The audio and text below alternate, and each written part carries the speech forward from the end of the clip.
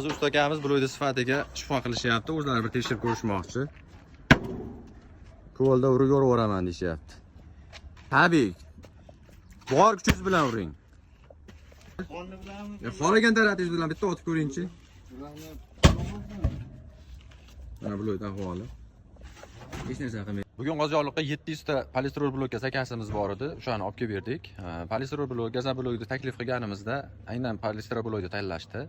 Nimaga endi g'isht emas, faqat gazan blok yoki polistiroldan qurmoqchisiz uyingizni desak, g'ishtdan qurib qo'yishgan ekan. Issiq sovuqni yaxshi ushlaydi deb internetdan ko'rdim. Shuning uchun polistiroldan qilmoqchiman deyishdi. Mana hozir uylarining davomini polistirol blokdan qurishmoqchi ekan.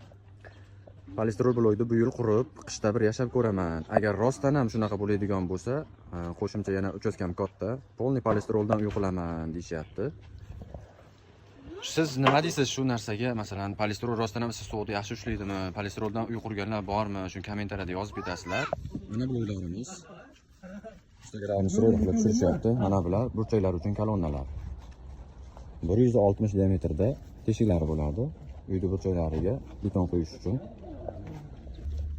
Bloklarimiz razmeri 20 ga 30 60. Hozir tabiiy sharoitda blogimiz sifatini bir tekshirishga harakat ko'ramiz. Usta aka, shu blogni tepadan bitta otib yuboringchi. Iloji bo'yicha teparoqqa oting, iloji boricha. Xohlagan tarafingiz bilan bitta otib ko'ringchi. Mana blogda ahvoli. Hech narsa qilmaydi. Yana bitta oting aka. Hali tanlangan blogida degan gap bo'lmasin. Paddonlarda kelgan. Mana ko'ryapsiz. Hech qanday yorilishlar, hech qanday sinishlar bo'lmaydi. Hozir usta akamiz blo'ydi sifatiga shifo qilishyapti. O'zlari bir tekshirib ko'rishmoqchi. Ko'lda urib yoraveraman deyapti. Uravering aka. Tabiiy. Bor kuchingiz bilan uring.